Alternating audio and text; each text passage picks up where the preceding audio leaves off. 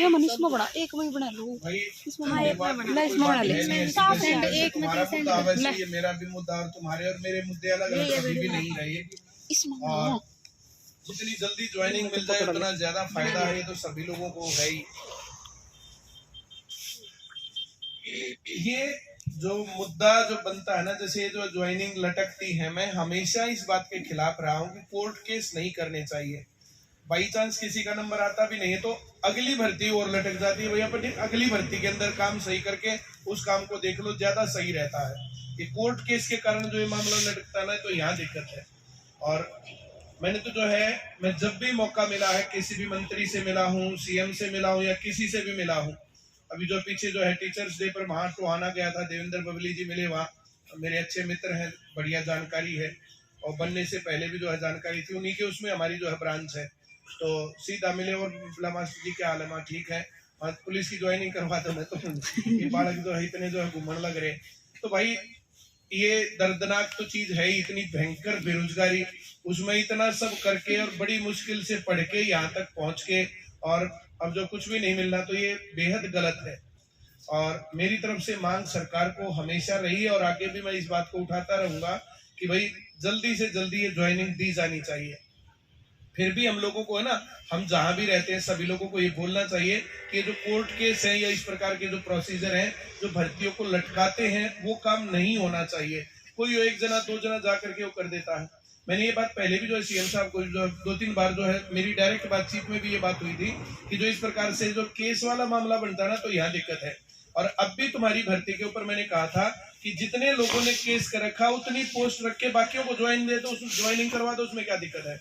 अगर उनका नंबर आता है तो ठीक है, नहीं नंबर आता तो फिर बाकी तो जो लोग जो है इस प्रकार से डिस्टर्ब ना रहे।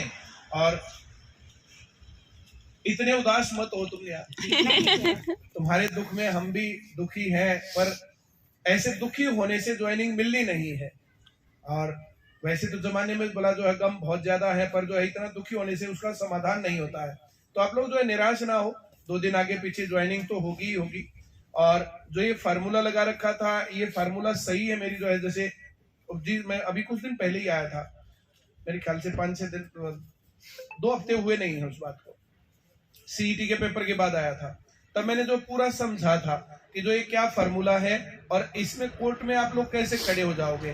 तो इन्होंने कहा था भाई देखो हमारे हाथ में है नहीं, हम लोग तो जो ये चाहते हैं कि जितनी जल्दी भर्ती निपटे, हमारा मामला निपटे, हम दूसरी भर्ती के ऊपर चले, और जितने ज्यादा लोग लगाएंगे फिर ये मामला बोला आखिर में तो रिपोर्ट कार्ड में ये आएगा ना कि हम लोगों ने कितने लोग लगा के दिए। तो हम भर्ती लटकाने के पक्ष में नहीं है और किसी चीज में भी नहीं है। और अब कुछ भी घटना घटती है तो लोग तो जो उस तरीके से बोलते ही रहते हैं, हम लोगों को फेयर तरीके से बोलना चाहिए। मैं फेयर तरीके से बोलता हूँ।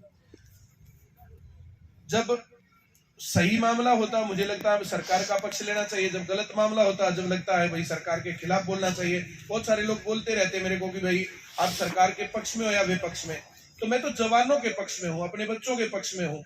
और जो ये नौजवान बच्चे जो तैयारी करते हैं, मुझे पता है, मैं अपनी तैयारी करता था तो किस प्रकार से तैयारी होती है। आधे लोगों को घर से बाहर रहना पड़ता है, घर वाले किस प्रकार से पैसे मैनेज करते हैं, 5-7-10 हजार रुपए महीने के जो लगते हैं, उन सब चीजों को कैसे मैनेज करके वहां तक पहुंचना और फिर उसके बाद इस तरीके से लटकता रहना, तो एक गलत और बहुत ज्यादा गलत है।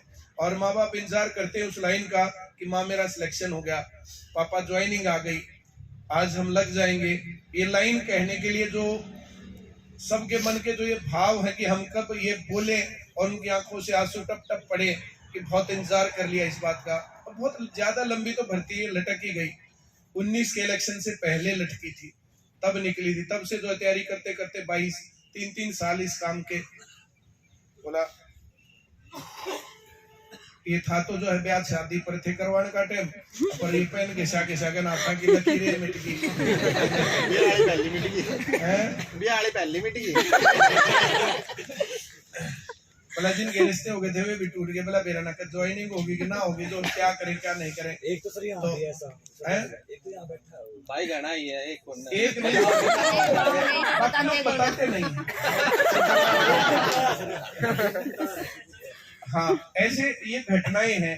जैसे बहुत लोग इस प्रकार की बातें, अब बहुत लोग जो है मेरे पास भी मैसेज करते रहते, बहुत लोग जो है मेरे को भी बताते रहते हैं। तो ये जो मैं बातें बोलता हूँ तो ये वैसी नहीं है बातें। तो मैं तो ये समझता हूँ कि भाई मेरी तरफ से समर्थन है, और तुम कहते हो तो मैं एक एक बार और ज्ञापन दिलवा देता हूँ। वैसे हमने दिलवाया भी, सीईटी को क्वालिफाइंग करवाने के लिए था ना, तो उसमें ज्वाइनिंग के लिए भी था कि हरियाणा पुलिस की ज्वाइनिंग अति शीघ्र दी जाए। और मेरे जिम्मे जो तुम काम लगाते हो तो मैं तुम्हारे साथ हूँ, और तुम्हारे साथ लड़ने मरने को तैयार हूं।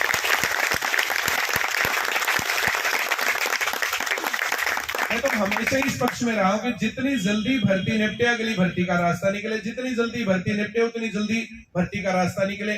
3-4 साल से भर्तियां नहीं हुई हैं, तो बच्चों के अब जो लोग पढ़ रहे हैं, तैयारी कर रहे हैं, जो लोग ज्वाइनिंग वाले हैं, जो तुम्हारे चेहरे पर चमक होनी चाहिए थी ना, सारी चमक गायब है। और इस प्रकार से मामला हो गया जो है मेरी दादी के नखर मारे हो तुम कि सर आपकी दादी मर गई और बहुत दुख हो रहा है। तो भाई देखो, बहुत खुशी की बात है, तुम लोगों का जो है ज्वाइनिंग है, पर जो है 2 दिन आगे पीछे कब करवाएंगे हो तो की है, और 100% होगी तुम्हारी ज्वाइनिंग, इस बात के ऊपर मुझे कोई शक नहीं है। पूरा उनसे जो मैंने सारी बातें, जो बात मैंने बताई थी ना एक बार सीएम साहब को, अगर तुम लोगों को पता हो तो, एसआई वाला मसला था, जब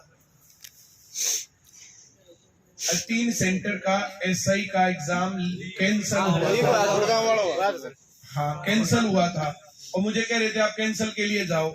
तब जो मैं उस बात से सेटिस्फाइड नहीं था, जो भी उन लोगों में थे, तुम में से था या नहीं था, मैंने कहा था कि जो 3 सेंटर का, उसमें अगर उन्हीं के आदमी हो, उन्हीं को जो कैंसिल करवाना हो, उन्हीं का कुछ मामला हो, तो वो है नहीं, और वो था नहीं मामला। मैं तो अब भी कह रहा हूँ तुम्हारे सामने उस बात को।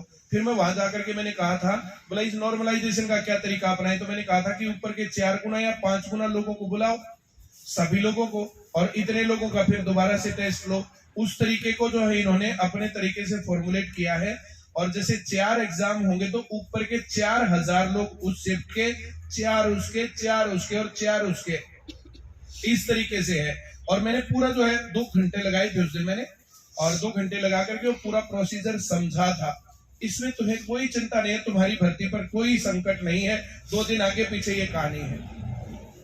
कहोगे मैं दोबारा से भिजवा देता हूँ, नहीं तो 2 हफ्ते पहले हमने सीईटी के एग्जाम के बाद भिजवाए थे। मैं तुम्हारे साथ हूँ, जब भी तुम धरना करो, प्रदर्शन करो, मुझे बता देना। थोड़ा सा मुश्किल ये होता मेरे लिए कि भाई जो है वहां से क्लास छोड़ करके आना थोड़ा सा मुश्किल का काम है, जैसे रोज क्लास ना ले तो दिक्कत है, और कुछ ना कुछ हर रोज हर जगह चलता ही रहता है। पर मैंने हर जगह पर ये कहा, जहां पर भी जो तुम लोग कर रहे हो, हर जगह ज्वाइनिंग का मामला उठाओ, और ये उठेगा, ठीक है।